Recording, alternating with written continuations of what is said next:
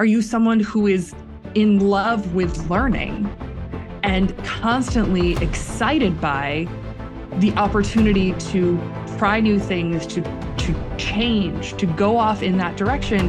Or are you someone who is clinging to what you had yesterday and you are afraid to the point of closing your eyes and just pretending that the future isn't coming?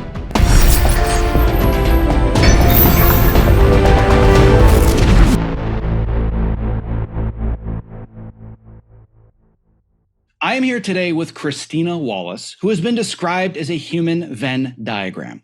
You have built a career at the intersection of business, technology, and the arts. You're currently a senior lecturer at Harvard Business School, and you're also the author of the new book, The Portfolio Life: How to Future-Proof Your Career, Avoid Burnout, and Build a Life Bigger Than Your Business Card. And dear Lord, is this the short list of your bio?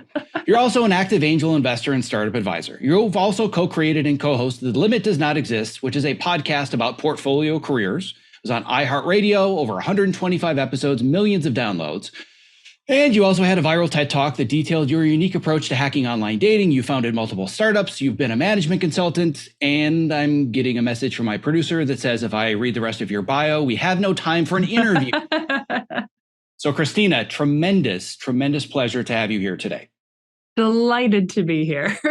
By the way, you're making me feel really lazy and unaccomplished right now. When I look at the list of things that you have done and how diverse and different it is, I've considered myself a little scattershot and flaky and unfocused for most of my career. And then I look at what you've done and I'm like, where are you getting all the hours in the day that I can't seem to find? Because I feel like I've accomplished a lot. And then I look at this list and I'm like, man, I am just slacking off. Well, judging from the photos on the wall behind you, you may have gotten started in the family business before I did. And I'm pretty sure that made the big difference, right? I've got 2 kids now who are 1 and 3.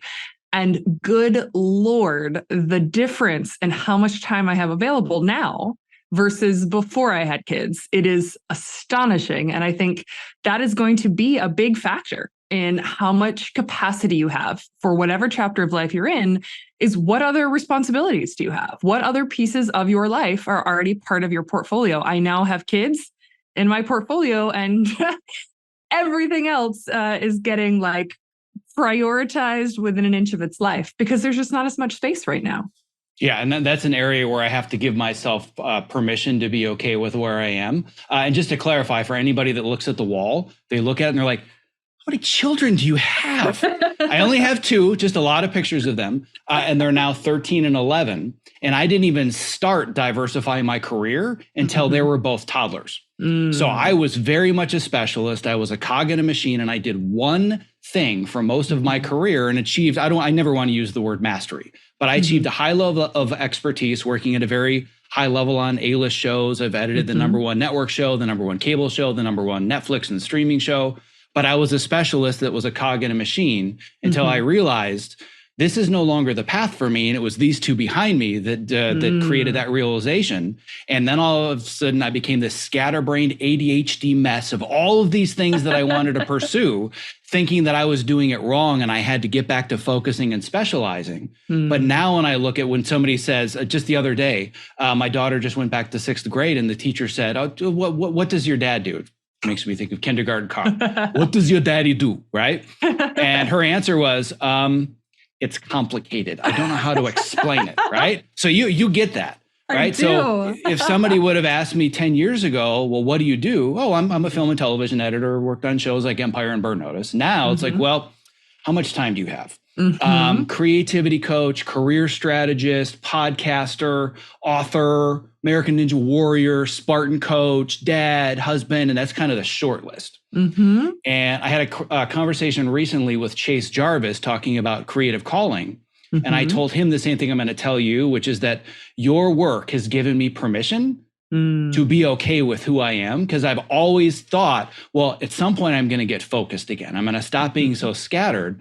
And I'm now realizing this is the superpower that gets us through this generational shift and this technological shift that we're seeing right now. So tell me a little bit more about what the hell is going on right now.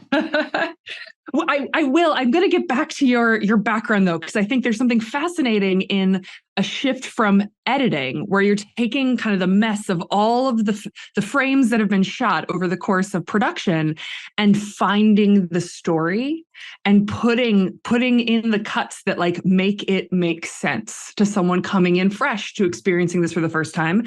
That feels very consistent with coaching, both creativity and athleticism, right? Like there's something there where you're like, I can see the bigger picture, and I'm helping clients find that through line. So I'm seeing some threads here, but okay. So what's going on right now? Well, your industry is feeling it the most right now with everyone else, right? The writer strike, the actor strike. There's a real understanding that there is in the last decade or two, just a material shift in the relationship between jobs and workers.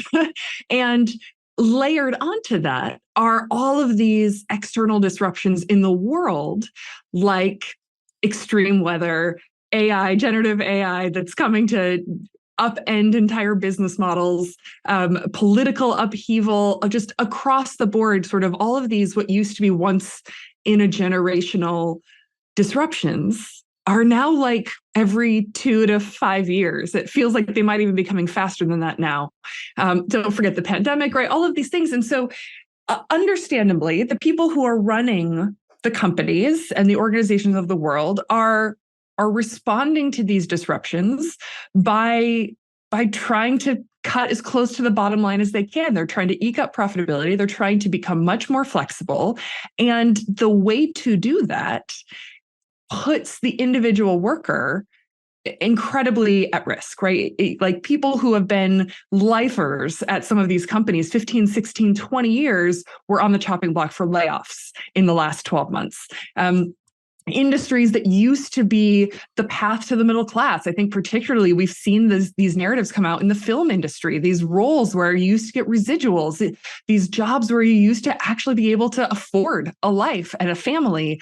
Now you're getting pennies for that same work because of the changing business model. So there is a real shift that I think the pandemic kickstarted, because we all had to sit still for a little bit too long. We had to really think longer than we would have ever chosen to sit still and think, and really face whether or not we were living the life that we wanted to be living, and whether our ambition, which many of us have, I am incredibly ambitious, but whether that ambition was actually fulfilling what we wanted out of life, or whether our professional work, which is meaningful to so many people, but it's not enough. And that in some cases, we were sacrificing a larger picture for our life in favor of this professional ambition that wasn't, keeping us warm at night. It wasn't tucking us in and giving us those snuggles. And so it's a shift in thinking about, from work-life balance, this like tension. On one side, we have work, and on the other side is everything else. And instead, thinking about it like a financial portfolio. Work is part of your life. It's not in opposition to your life. And there's a whole bunch of other things that are in your life. And so the question in any given moment is, what does your portfolio look like? And depending on what else is in your life, as you go through these different chapters or different seasons of life, you're going to shift and rebalance what that portfolio looks like. I definitely want to get much, much deeper into actually understanding the portfolio, how we break it down. I want to talk about your unique intersection of actually having a background in finance and portfolio management, because that again just talks about this human Venn diagram concept in the intersection of everything. But there's a couple of things that I want to hit first. I'm probably going to say about 17 times. Let's put a pin in that, because there's so many threads that I want to pull. Sure. The first one that I'm going to put like a second pin after a pin is I want to come back to your observation that is so astute about the narrative thread and connection between being an editor and now being a coach and a podcaster. Because when we talk more about the process of constructing your own portfolio, it took me years to make that connection. But when I did, it totally changed my life. Mhm. But there's one other thing just to kind of set the table a little bit and help people better understand how we got here is understanding the seismic shift that happened with the Industrial Revolution. Because I've been writing about this for a while, but I wasn't really as succinctly explaining what happened, largely because I'm so diversified that I didn't take the time to really research it. And in a single chapter, you answered the question, how did we become specialized anyway? Yeah. Because we need to understand what we're going back to. We're not doing something new. We're going back to something that we're much more wired for. So just talk a little bit about this transition to specialization. Yeah. So pre-industrial revolution, pre kind of turn of the century, people did a bunch of things always, right? You had to tend your crops, mend your clothes, raise your family, contribute to your community. Everyone had a range of skills and worlds that they inhabited, and that is how we built a life. And then when the Industrial Revolution happened and we started professionalizing and creating this sort of systemic production of goods, we needed people to do one specific thing.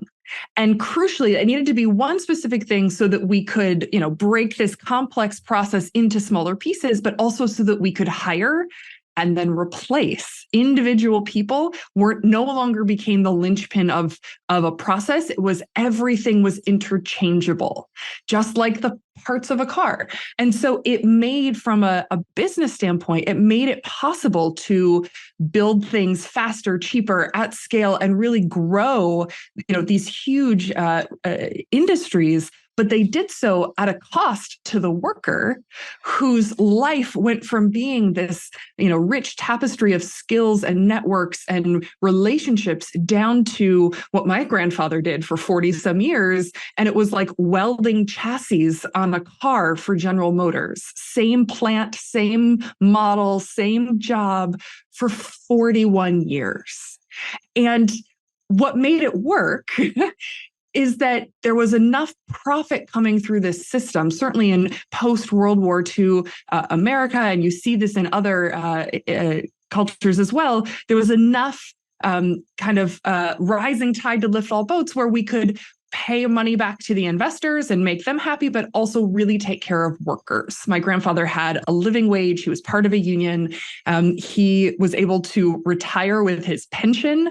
He had health care, and he put his 3 kids through college with him working without a college degree and my grandmother as a homemaker. By the time my mom comes around, that cushion, that commitment from the company to the worker is no longer there. So now she's a secretary. She's still full-time employed, salaried benefits, but without the same kind of protections that my grandfather had. And then by the time I come along, and everyone from the younger Gen X's and the millennials, we don't even have that cushion. The things that used to be salaried are now hourly. They're now gig worker. They're permalancers. They're freelancers. And we start to see this sort of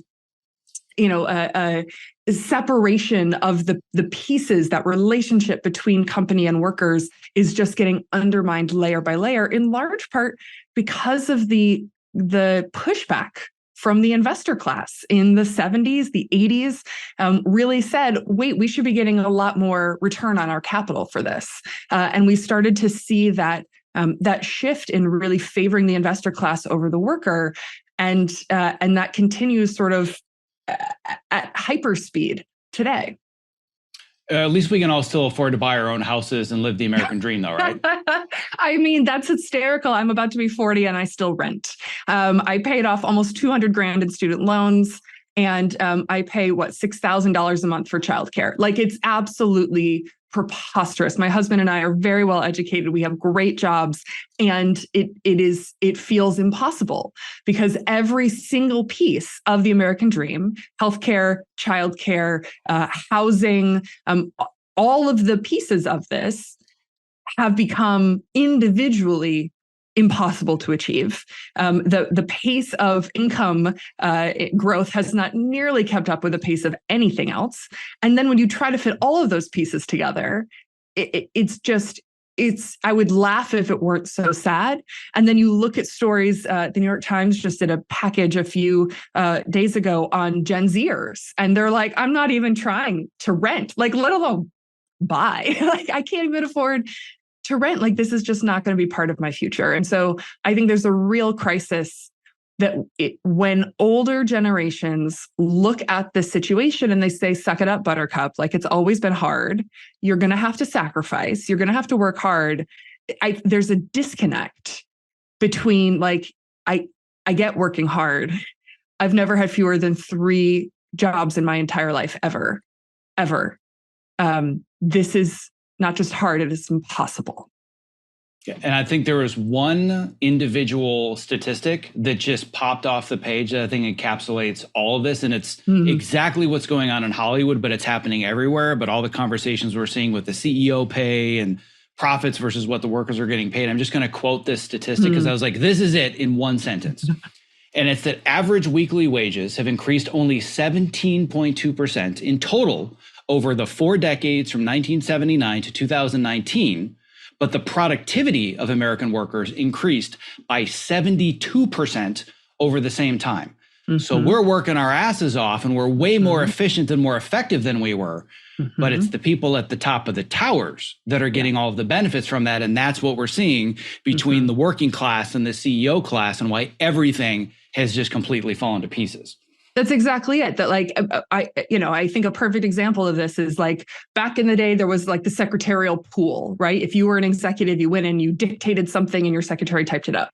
And then, over time, you start seeing the full-time secretarial pool go down to one assistant, go down to an assistant you might share, go down to like, oh, you don't need an assistant. You can type your own stuff. You can make your own travel plans. You can do all these things. And so the things that used to be other people's jobs, because partially of technology, yes, but also partially because of the expectation of, well, you now do that. More and more and more of these jobs are getting layered on, and you're not getting paid for it. Or, when people survive a layoff and they're like, congrats, you still have a job. Okay, now you have to absorb the work of the people who've been laid off, but are you getting paid their salary too? No. We were cutting costs. That was the point of the layoff. And so we never seem to recover from that. And people are taking on more. They're making more out of that time. They're squeezing it on every end, but they're not seeing the benefits of that. And that 17% in income far is, so much lower than every other piece of their life that they have to make that income cover. Yeah, and there's a saying that has been colloquialized in my sector of the industry that frankly has nothing to do with just my industry, but really the entire economy as a whole.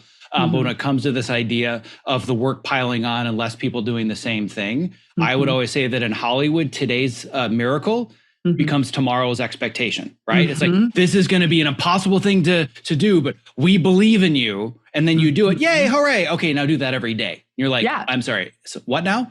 Not even remotely sustainable, and we wonder why we're so goddamn burned out. Yes, that's exactly like, great. You could pull it off. And now that's the standard staffing for something like this. That's the standard expectation on turnaround time. Yeah, exactly. So what I want to talk about next is that for decades, the narrative has been passed down from generation to generation to generation, literally starting at preschool. What are you going to be when you grow up, right? And then in high school and college, you pick a concentration, then you pick a major, then you go out into the world and you know who you are and what you're going to do. You grab the bottom rung on the ladder and then you climb to the top. Yes. And in my opinion, it's not just a matter of the ladder has changed or has moved. There is no more ladder. It doesn't even exist. Correct. And I think that the scariest thing for people to realize, but it's the reality that I want to share with everybody, and you talk about this a lot, is that now the biggest risk of all is specialization. So talk a little bit more about that and how we calculate the risk versus the reward, because this is really scary for a lot of people. I mean, try to imagine. So it's 2023 now. If you asked a kid who's 23 now, back in 2000, what do you want to be when you grow up? Kindergarten, whatever it is. My math is a little bit off there. None of them would have said a generative AI engineering specialist, right? And yet that is going to be one of the hottest jobs in the next 2 years. So part of this truly stems from literally, we don't know what the jobs are going to be, the industries are going to be, the growth sectors. We don't know. The rapid pace of disruption, yes, but also innovation, right? Disruption isn't only bad. It just means things are changing in a way that is sort of reordering the norm. That pace is so much faster than it used to be. And so you can't live a whole career under one understanding of the world anymore. You can't even at this point get from high school to the workplace under one understanding of the world anymore. And so given that world, it is impossible to have sort of this linear strategy of who am I, what do I study, and how do I work that way up? You are right that the ladder doesn't exist anymore. And that's partially because the industries that have the first steps on the ladder, they don't have the top of it anymore. Like the business model doesn't work. There's nowhere to go. And I look at this in like the nonprofit theater management world, which is where I started out my career. It is absolutely possible to get a first entry level job as an assistant or an associate somewhere in nonprofit theater management. Good luck going anywhere from there, though. There's no other step. Right now, you can be an associate or you can be the artistic director. There's nothing in between. And also, the entire nonprofit theater industry is not going to exist in how we see it today in a decade. So you can get a step on, but you can't go anywhere. And the places that are growing, they don't have those first steps because they don't exist yet. So it's a completely different mindset. And I think part of what has felt like the rug is being pulled out from under us is because we were told there was a ladder. And we were told if we did these things, we would have the ability to build a stable life. We're not even asking to be gazillionaires here. We just want a little bit of stability. And that's not true now. So it feels a little bit like that disconnect. So how to think about it now?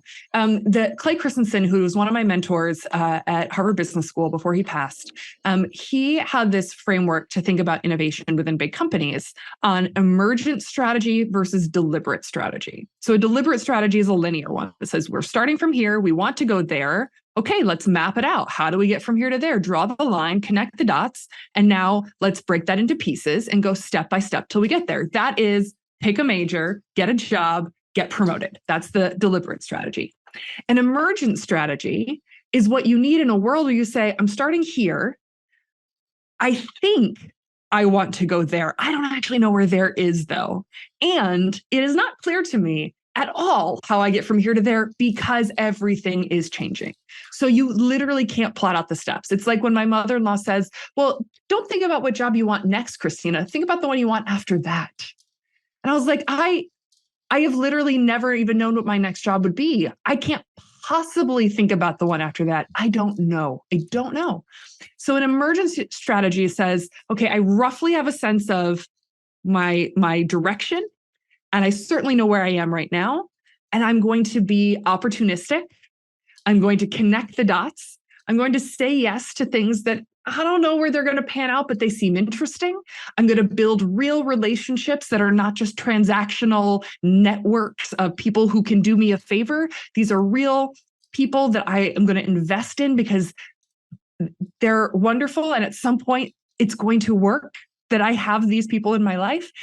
And as long as I kind of roughly am heading toward the thing that I said I wanted, I'm making progress.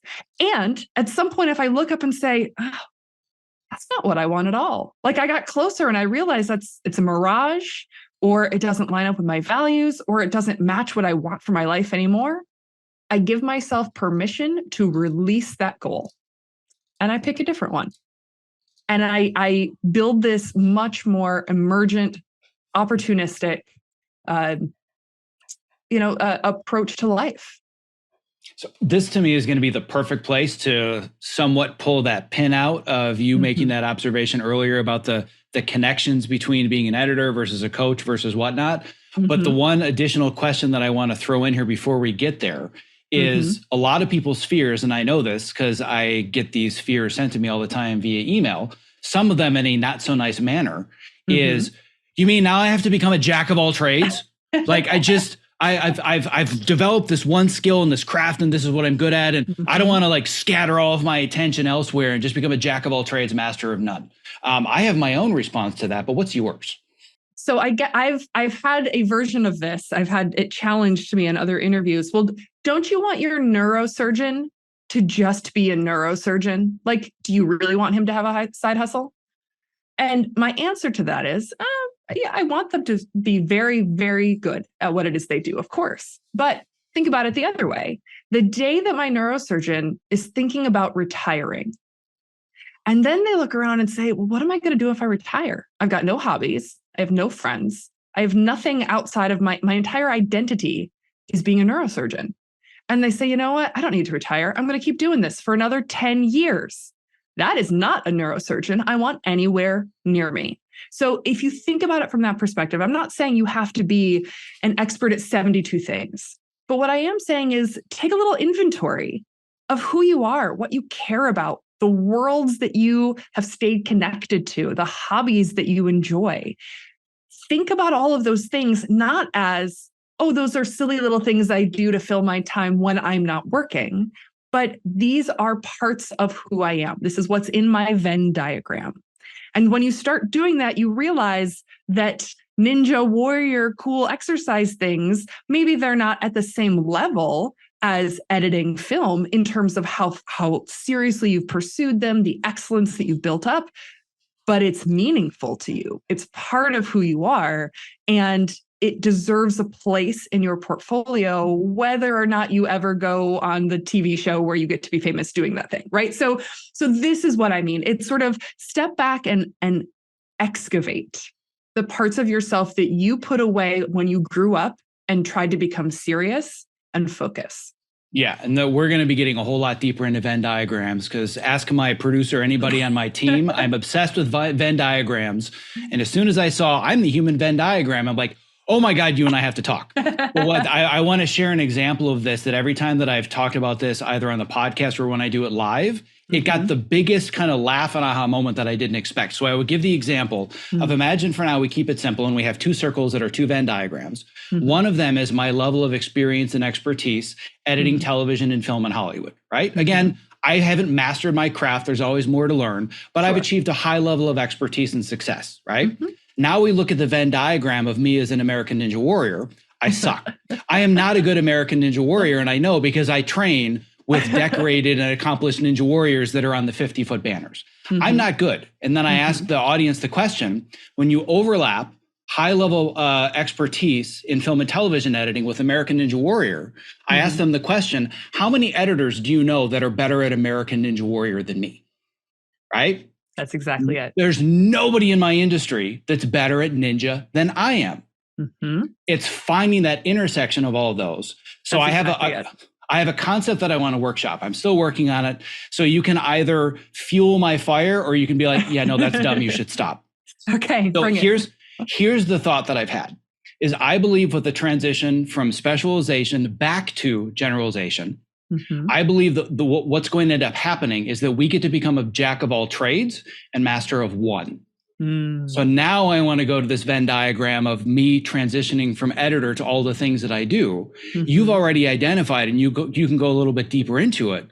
But this connection of it's not just I'm in a computer and I'm putting together digital dailies and constructing a scene, I'm telling stories. So how would you connect the threads between all the various things that I'm a jack of all trades and consider me a master of one? Yeah, no, I love that framework. And I've always struggled with that phrase at all, even the master of none. Because I was like, there's a longer piece to that quote that is basically the opposite of how we treat it. It's escaping me at this moment. But in any case, this master of one, I think it's,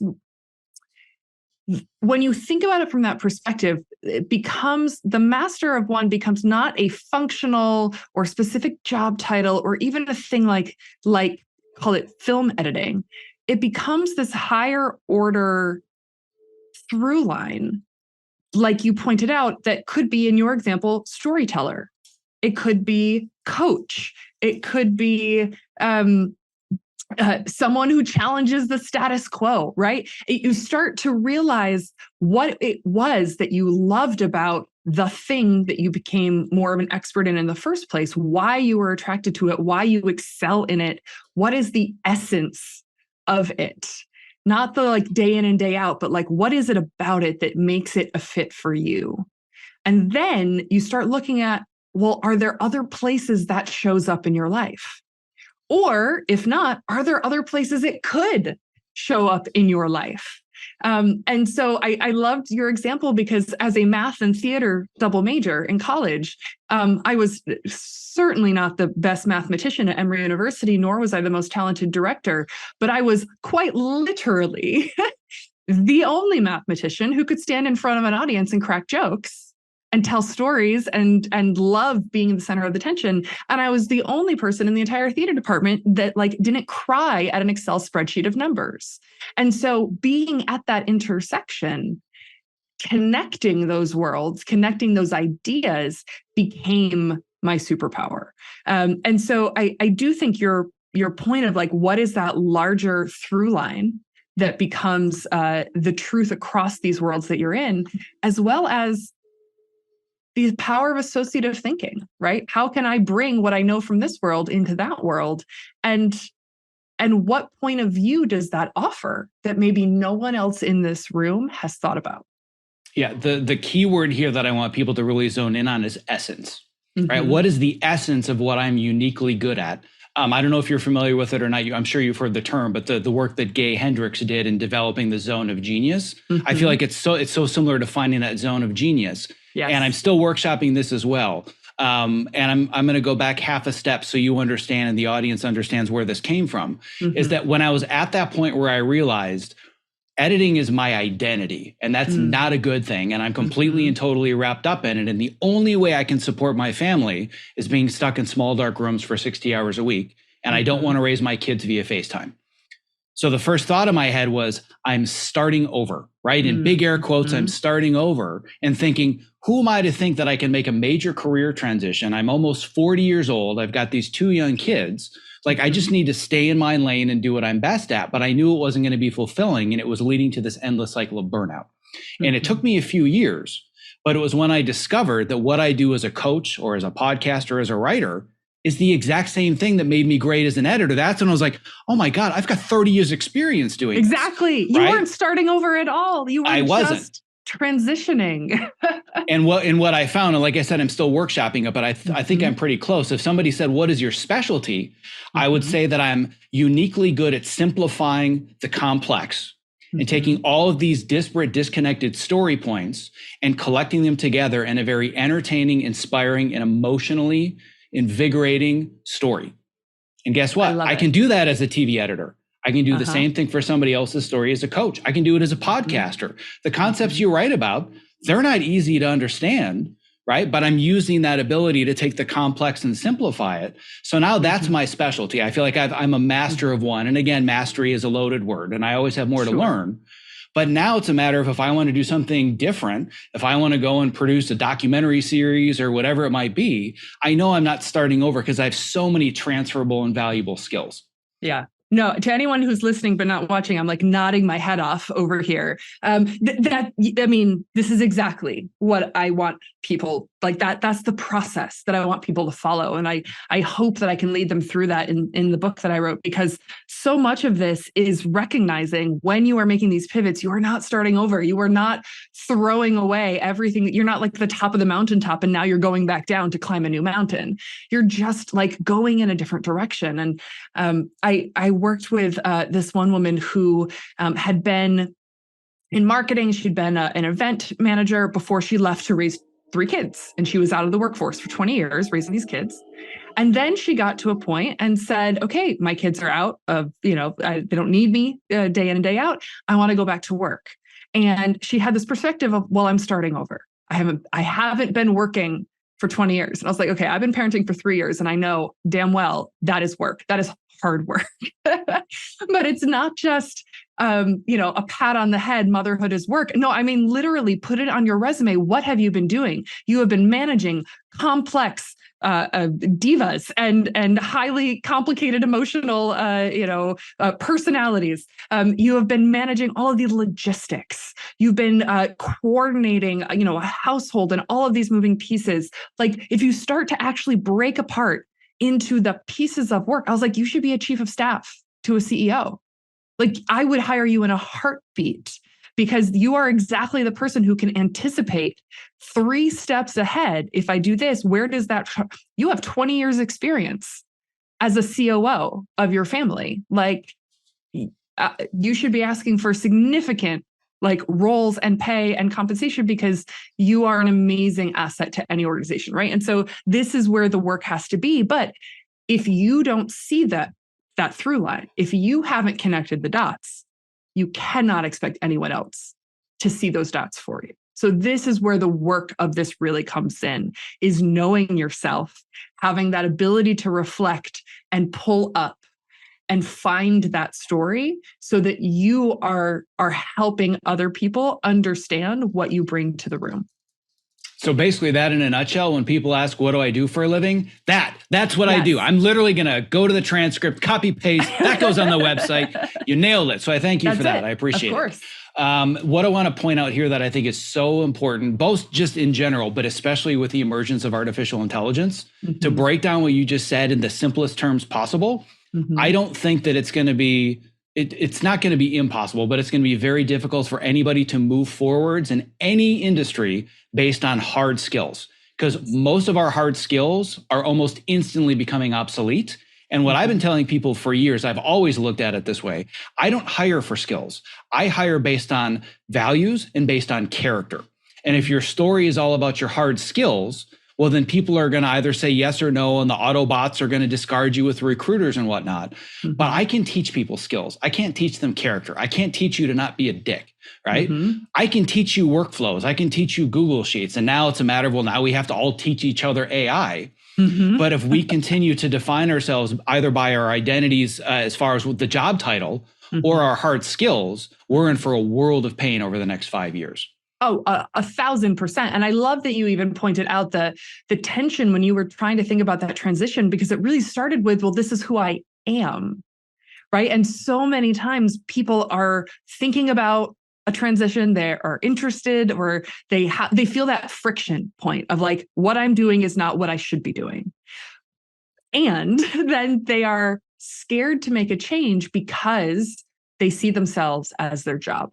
They've connected to that identity, and they have, whether it's a very clear space in their industry, people know how to immediately categorize them when they meet them, or, they have a very clear, set of relationships and the pecking order. All of that is so easy. And then you say, well, you are so much more than your job. And they say, I hear you. I know I am. And but I don't know what that is if I'm not X. And so literally the very first step of the portfolio life model requires separating identity from the paid allocation of your time and how you are currently, monetizing it, also known as your job, because your job can and will change, your industry can and will change. And if you are connected to it, you are going to be the last person hanging on that like floating piece of driftwood, rather than the first one being willing to look and see where else your skills and your work might be really relevant. And I'm going to add one further layer to this, a very brief one, which is complete and total plagiarism because they're your words. But I think it's so important to restate this, is that I think it's important for folks to understand that this is a systemic problem and it's not your personal failure to figure out.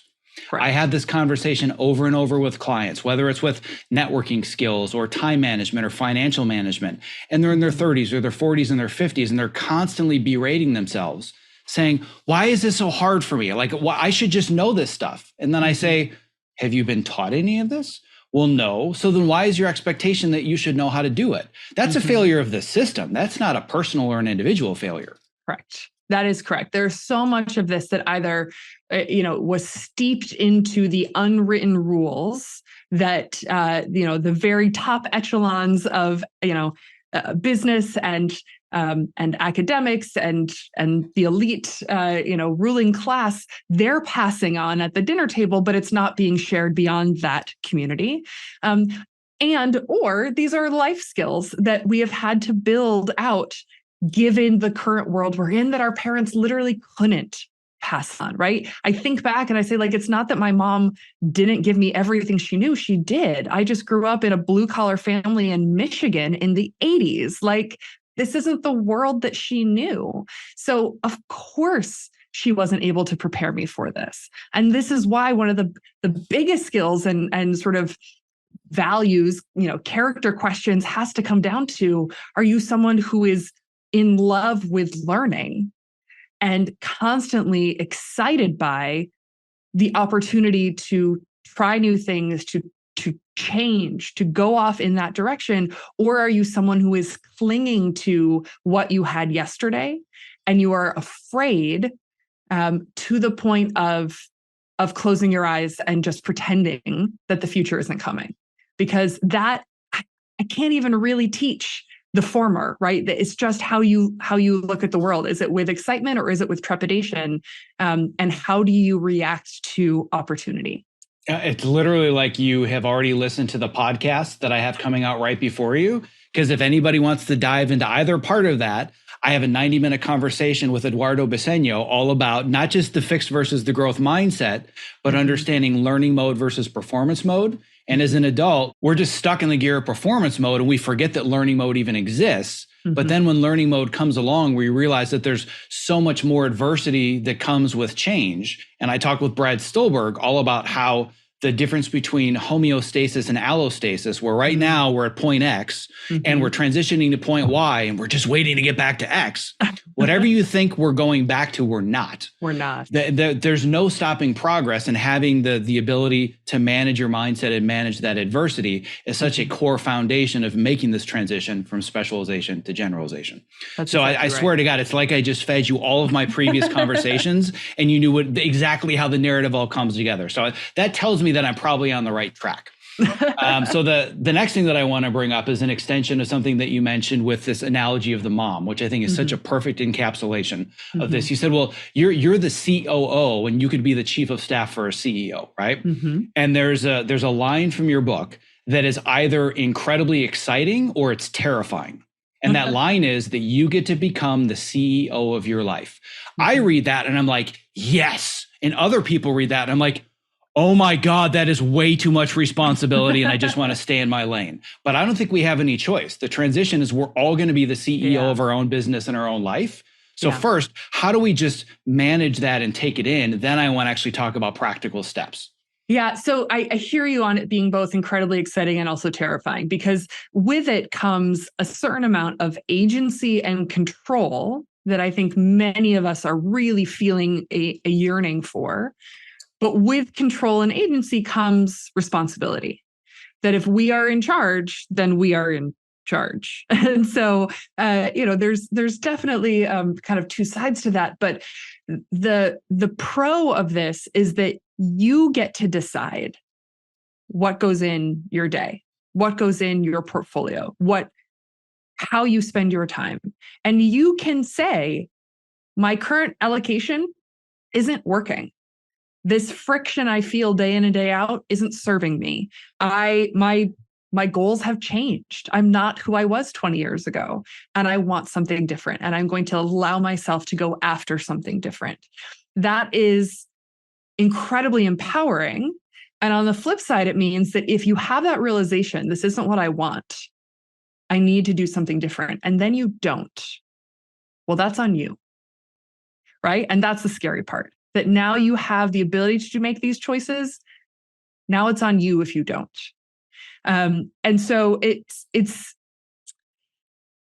2023, man. Like this is how we gain some of that stability and fulfillment and joy back to our lives, because zero other people are going to be the CEO of your life.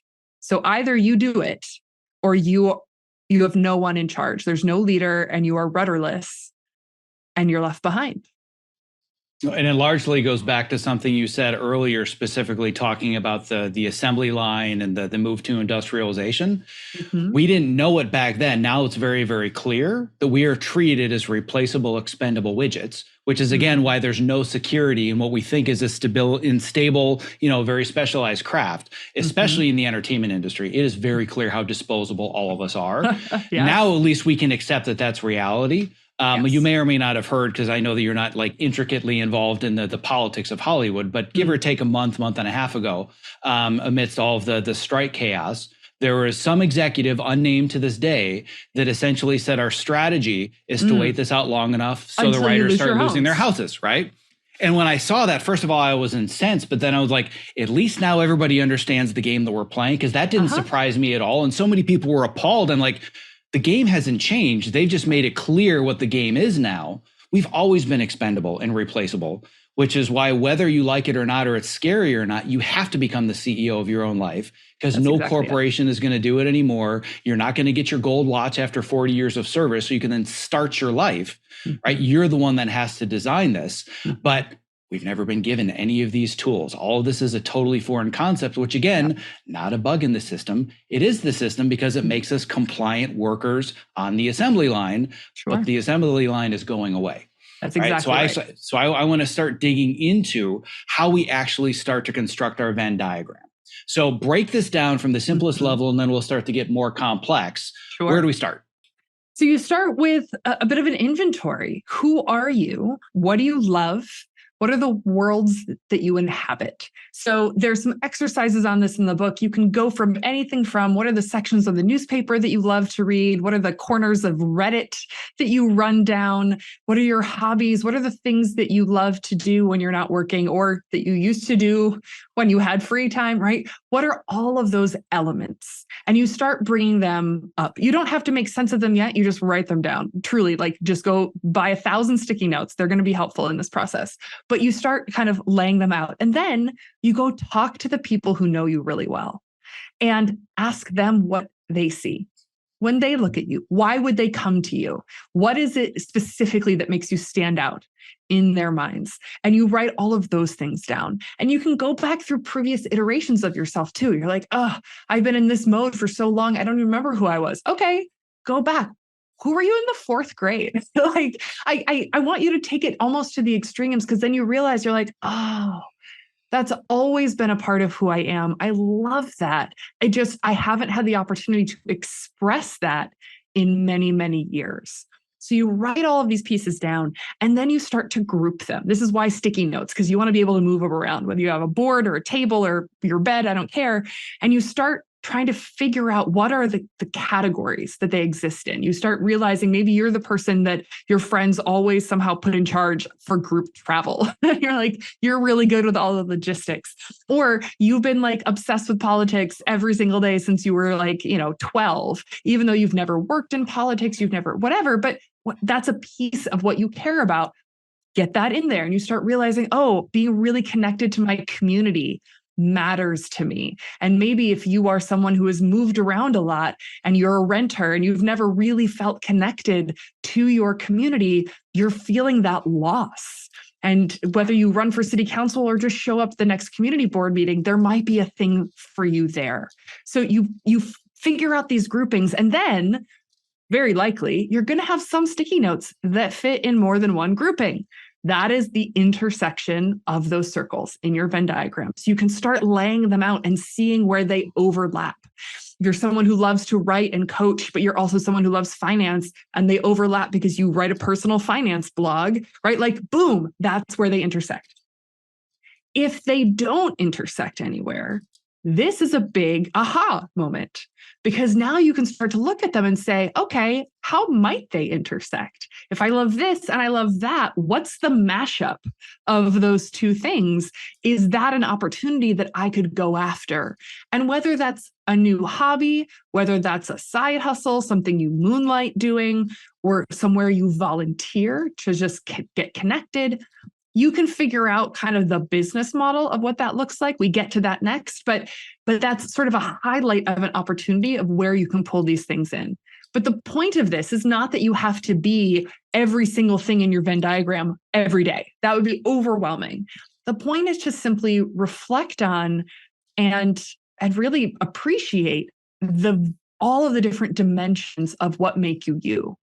Because that is what gives you permission to go beyond your current identity, your current job, your current way that you show up in the world, and say, well, no, I've always had these other pieces. People just haven't seen them yet. Yeah, I had this exact realization with a client of mine very recently that I'll break down. I'm sure this has happened to you 1,000 times. But I'm still relatively new on workshopping and running my students through this process. And I was teaching a finances class, which is like 100 levels below the level of the kind of stuff that you do. But one of the things that I've learned over and over and over, especially in the creative world, creative people suck at money management. I'm sure you can probably agree. And they don't understand, how do I balance my finances to deal with the lean times and be able to endure the gaps between jobs. And the reason that most people keep saying yes to paycheck jobs and they're miserable is because they don't have the money to be able to say no. So I developed a program just to help them understand the basics, create automations. And then we started talking about how we can monetize ideas, because right now nobody's working. So I had a very high level assistant editor that's working on like the top A-list Apple shows. And I found that over and over and over, when some of my students would ask, well, I don't understand the difference between an S Corp and an LLC, et cetera. I'm like, I'm not really the expert. And he's like, I'd like to chime in. And then he would go off on all these things. And I finally stopped him and I'm like, how do you know all this stuff? And he's like, I don't know. I'm really obsessed with learning about business entities and I do my own taxes. And I said, you're really good at translating something that all the financial stuff that creative people hate. You're really good at explaining it in simple terms. And he's like, huh, that's interesting. 2 weeks later, I get an email with outlines for 2 entire online courses and workshops. He's like, what would you think of these? Where it's all about teaching the basics of finances and business entities for creatives that hate this stuff. That to me was the center of his Venn diagram, knowing he also used to teach editing software at the Apple store to grandmas that knew nothing about software, right? That's where it all came together. That's brilliant. It's an obsession randomly with understanding entities and how business works. The understanding of why and how creatives might be terrified of this and the specific application for their lives that are different from tech entrepreneurs or anyone else, and a history and experience of breaking down concepts for a lay person. Like, you put those 3 things together and arguably a skill set that allows him to make his own online course without having to bring too many other people into the work. Like, that is the perfect example. Yeah, and I've had more and more of these conversations with my students, and it's just constant aha moments. So I'm really, really excited to be able to, bring this out for more people and have them have the tangible steps to work through.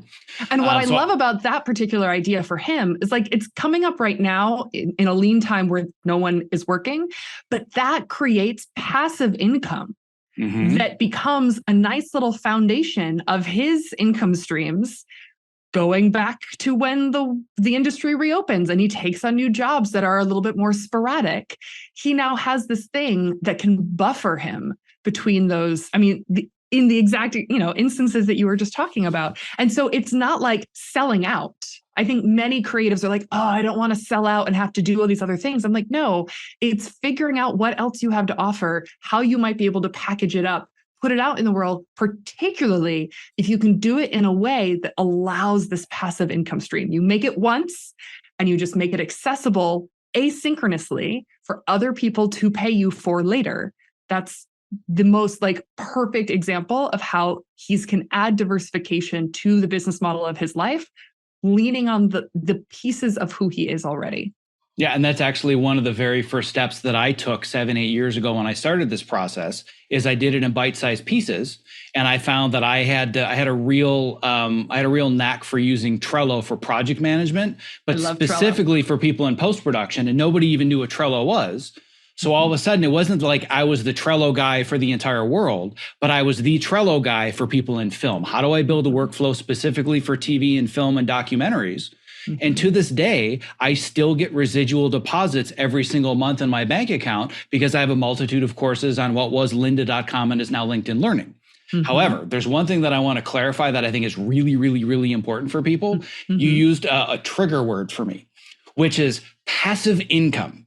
And my joke has always been that passive income is when you work 20 hours a day so you can make money while you don't sleep. And passive income and residuals, they exist, but the amount of effort and work to build the foundation for that is anything but passive. So I wanted to throw that out there and see your thoughts. I can absolutely see the trigger for that phrase. What I refer to as passive income here is that it is an existence where you make it once and you can sell it many times, as opposed to, for many people, their first inclination is like, oh, I could do this thing for someone. I could consult, I could edit, I could write. And I'm like, that's really interesting. And that's a great use of your skills. But that requires every dollar you make to be a product of an hour that you put in.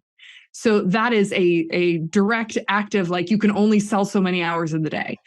Whereas if you make something that you can then put out in the world, and every time it gets downloaded, activated, signed up for, or whatever, brings you money, it is a reflection of work you've already done. True. But it is not, it is scalable in a way that consulting or creative work or anything that is like hour for hour being sold is not.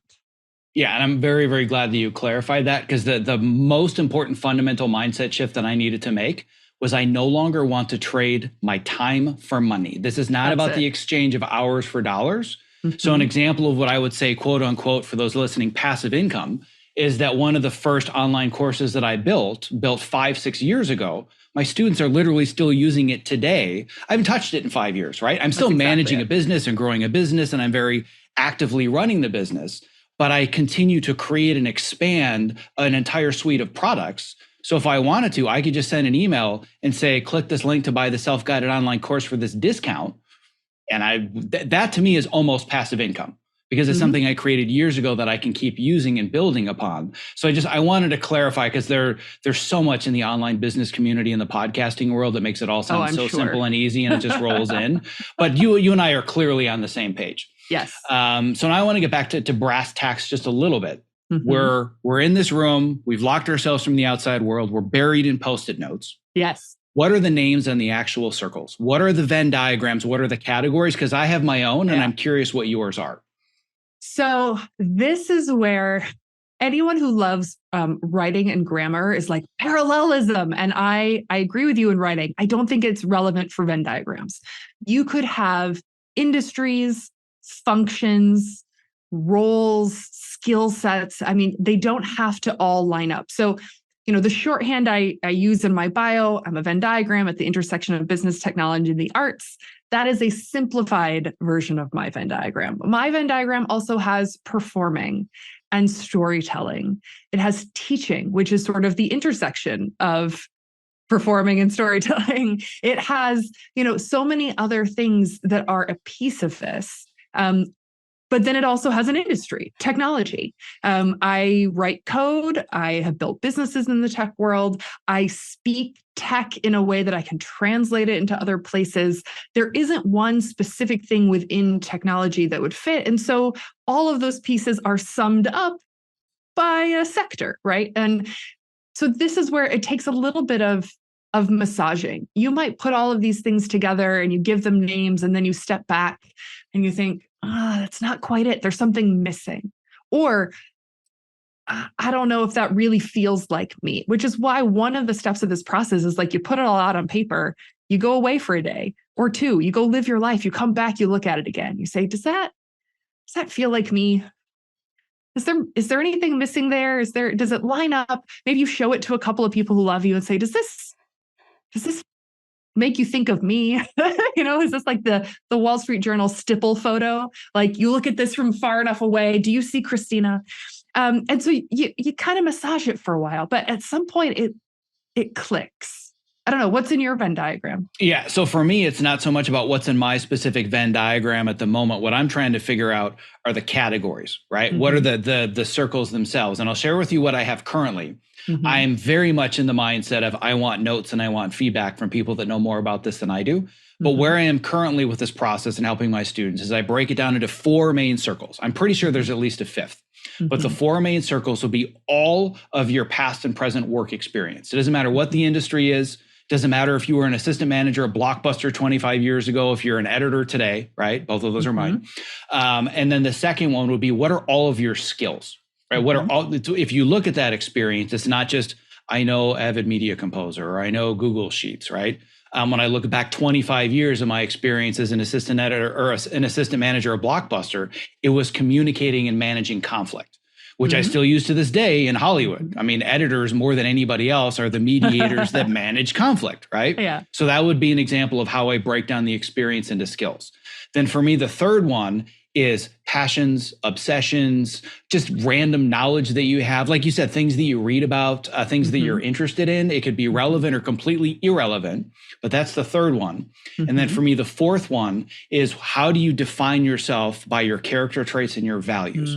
Those are the 4 Venn diagrams that I'm currently using. Do you feel that there's something that I'm missing there that comprises the pieces that we need to find the intersection of all of them? I don't know if there's anything missing. I think in terms of passions, I would maybe expand that. And I think you may have even said it. It's sort of passions and interests. And I'll give you an example. I would never say that I'm passionate about New York City real estate. I lived there for 14 years. I don't live there anymore. But I will tell you the very first section of the New York Times that I will read on any given day is the real estate section. I know more about New York City real estate than a random person should. And part of it is because it's such a strange microcosm of a sector. No other city real estate works like New York City real estate. And it is impossible to understand. The prices are ridiculous. The expectations are ridiculous. And I'm obsessed. I cannot get enough. And so I put it up there with like something that I read and care about. I could talk to you ad nauseum about New York City real estate. I don't know if it makes me who I am, but it's in the ether. It's part of what I do. And so I would never say it's a passion in the same way that theater and music and opera is, but it is an obsession. What is it about it, whether it's the skill set required to be good at it or the emotional connection that you have to it? How do you feel that your reason for doing that and being drawn to it might be connected to other parts of your Venn diagram? I am obsessed with it from both the intellectual business piece of like, how does this industry exist? Why are the prices in the way that they're set up? And that piece of it, I think, is just such a strange microcosm that you don't see replicated in almost any other space. And at the same time, having lived there for 14 years, having rented very many things, the very personal element of like, you don't get access to the magic that is New York City unless you deal with New York City real estate. It is trial by fire. It is hazing. It is preposterous that you can touch both walls of your bedroom at the same time and still pay $1,400 a month. But it is the cost of admission to the magic of that city. And I'm still working on why I find it so. Also, the stories in the New York Times real estate section are obscene in their tone deafness. I think that's part of it. So then having that obsession or that passion, and I'm using this to workshop for my other students. It's actually fun workshopping this with you. Because just like me, you don't have all the answers. You're still figuring out your Venn diagram. It's very complex. What do you think it is about just that obsession and that interest, the things that you learn or the skills that you're developing? How is that being a part of your life, making you better in other parts of your life? Oh, man. I mean, it certainly has helped me more with media training than any media trainer ever could on what not to say to a New York Times reporter, what photo not to stand for, what quote not to give. No, I think it certainly has fueled a good part of the work that I even did in the first chapter of this book of lining up the disconnect between what people want to make of their lives and then the barriers that are being erected to going after it, right? You can't just pick up I moved to New York City with $600, 5 suitcases and a cello. No jobs, no relationships, nothing. And I had about 2 weeks to figure out how I was going to make enough money to stick around, or I had to move home to Michigan. And I pulled it off. I found an illegal sublet on Craigslist and made it work.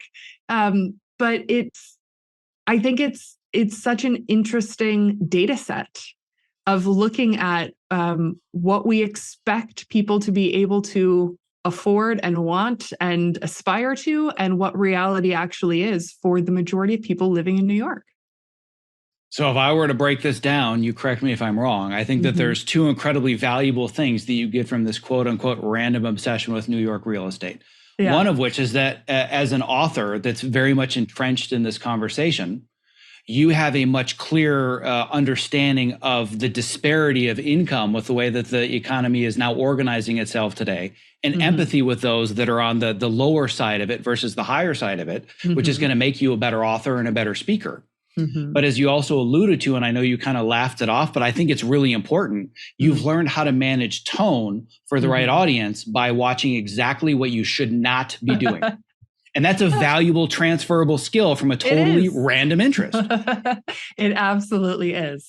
Well done. Thank you. I'll go back and write that down for my transcript. Nice. All right. Well, I contributed one Post-it to this giant mosaic that you have. Here's what I would see as potentially the darker side or the scarier side of making this approach, is that you're very much like me. You're very much ambitious, type A, driven mode. We're going to build our network. We're going to organize our finances. We're going to do X, Y, and Z, and we're going to build this portfolio life. But for a lot of people, this is scary as shit. And there's the fear of failure. There's this idea that I'm an imposter. Who am I to think that I can even do this? Right? What especially if I'm older, how is it that I can develop the confidence to think that I can even make this transition and diversify and generalize? So let's talk a little bit about the darker side of building the portfolio life and all the realities that come with it. Yeah.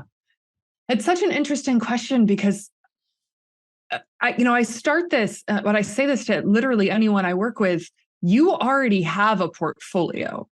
I'm just helping you make it visible. And then you can decide if it lines up with what you want, and then we can make adjustments to your portfolio, right? So no one comes into this as a one-dimensional person. Everyone has a Venn diagram. Everyone has a portfolio. All I'm asking you to do to start is to make it explicit, to put it on paper, to take a look at it, and to even take that moment and recognize, pat yourself on the back for the experiences that you've built, the character that you have developed, the interests that you have run down, dark alleys to pursue. Like, put that all on paper and realize what a rich life you have already had, right? There's some amount of really sitting in that and embracing that story rather than the one that's like, oh, well, I'm X years old and this is all I've done. That's not all you've done. It's literally not all you've done. So a lot of this starts with the story we tell ourselves about ourselves. And if you tell yourself, I am too old, I am too specialized, I am too ADHD, I am too, shy, I can't do this. Well, then you can't do this. You just told yourself you couldn't. But if you start with hey, this is a new way of thinking. I haven't done it before. It's going to be a little awkward, but let's figure it out, right? You've given yourself permission to try. And I have an entire chapter of failure in the book because that's a big part of this model. Failure is not a moral, stamp on your forehead. Failure is not even, it doesn't have to be some huge thing. I write about how my very first company flat out failed. That's a version of huge failure. Failure can come in many smaller ways as well. But I really describe failure as just when the thing that happened is different from the thing you wanted to happen. You asked someone out, they said no. You wanted to build a company, it didn't work. You thought you were interested in changing careers to this direction. You got that job. Turns out you hate it. Great. You now have new information. You have new information. And now you can act on that information. Failure is just a part of the process. And particularly in a world that is changing this fast, that is asking this much of us, when you are building an emergent strategy rather than a deliberate one, you have no choice but to take some chances, and some of those chances will fail. And that's okay. So really reframing failure away from, I should have known better, I can't believe I did that. No, none of those things are true. I thought this would happen. Turns out it didn't. I now have new information. Let's work with it. I argue the only way that failure really is a disaster, two ways. One is if you hurt other people in the process. And two is if you learn this new information of what not to do, and then you don't do anything with that information, you keep running down the thing that you already know is not working. Like that is how you truly fail at life. You go down, you make this job change, you hate it, and then you stay for 20 years. Disaster. So be comfortable with failure and put yourself in a position to say, this is new for everybody. And I am shifting that mindset to, it's okay to be uncomfortable. I don't know everything. I'm uncomfortable all the time. I'm uncomfortable all the time. And that is part of the mindset shift. I even talk in the book about how I took up long distance running after my big failure because I never failed at anything, like literally ever. And it felt so foreign to me. And I realized that I had avoided trying some things earlier in my life for fear of failure. The failing was in opposition to my internal narrative. I'm someone who succeeds and therefore I can't fail. And I realized that, if I am someone who avoids things because of the fear of failure, like that's going to really suck. That was a big part of why I wasn't going so well in my dating life either up to that point. And so I decided I was going to practice being bad at something, which my editor pointed out. She's like, that's not the same as failing. I was like, it is to a type A overachiever who doesn't fail. So You're here, recovering perfectionist. I can attest to that. So I took up half marathons and ended up doing a couple of full marathons. And I am a terrible runner. I run like a 6-hour marathon almost. I'm so slow, but it doesn't matter because the point is I show up and I keep going and I put one foot in front of the other from the start line to the finish line. And then it turns out I did the thing, even though I was really bad at it. And part of that allows me to show up and be bad at something and still try. That alone was worth its weight in failure to learn in my 20s rather than waiting until my 40s or 50s or 60s to get that shift. Yeah, I had a very similar experience where one of the hardest pills I've ever had to swallow was realizing that with all the accolades, all the achievements, all the skills I had developed, I hadn't learned the skill of managing failure. And boy, did that one hit hard. And once I started to learn it, I realized that the reason that I've been able to excel at just about anything that I choose, and whenever somebody says like, what's the secret to succeeding in Ninja versus editing or this or that? I said, there's nothing unique or different about me, except my willingness to fail faster than you is why I get where I get, because I fail as fast as humanly possible. And my team even created a framed picture of one of the photos that they took of me on the Ninja course with a quote that I didn't even know I said, which is failure is just feedback. And I was like, I said that? That's a good quote. I like that. So now I've got that hanging up to remind me of that. Yes. And I agree with your assessment of when it's only true failure. And there's one more that I want to add to this. And you kind of sort of said it, but to put it in a nice, neat little succinct package, it's really only failure also if you just choose to give up and not move forwards. Yes. Right. Because if it's out of fear, like, oh, I couldn't do it, or you listen to those limiting beliefs and those voices, even when you know if you were to overcome the fear that you wouldn't fail anymore, that to me, when you decide I'm just going to give up for whatever reason, is failure. Yeah. But there's one other thing that I want to talk about, especially given what's going on right now in the industry and in the economy at large. All this sounds great. I'm going to build this portfolio life and I'm going to diversify myself and become a generalist. And I'll see if I can eventually understand jack of all trades, master of one. Seems weird to me, but maybe someday I'll get it. But here's the problem. I have a family to support. I don't have the room to be messing around with my portfolio and diversifying and building side hustles. What do we do about that? Yeah. So you don't have the room not to is the bigger thing, right? And I think in the bigger picture, in the tech world and the bigger corporate world for the last few years has been a little bit of whiplash, going from all the layoffs at the beginning of COVID to we can't hire fast enough 18 months in, to then laying people off. I mean, like this was an entire, growth cycle that normally would take a decade, and we did it in about 2 years. And it was the first time I think many, many people realized like, oh, I cannot put my family's stability in someone else's hands. No amount of loyalty to a company is going to be rewarded in return. No amount of success or growth in a world is going to be enough if that entire world has to go on strike to be given respect and the wages that they deserve. So there's too much going on where an entire industry, Broadway saw this during COVID, the whole thing just shut down for 18 months. So that level of volatility and disruption is going to continue. So you can not afford to at least take a look around. I'm not saying just, throw everything up in the air like spaghetti and see what sticks. But you have to find that space, that intellectual space to look around and say, how might what I am doing be put at risk? And how can I diversify that risk? So if everything you do is in one industry, how might I put my skills to work in a different industry? Right now, if your industry isn't paying anything, go out and see who else wants your skills and develop some relationships, build that network, edit speakers reels for professional speakers, right? In the corporate world, like start to really think about where might this translate. Maybe it's the same skill set, but in a different industry. It's the same way of working, but in a different network.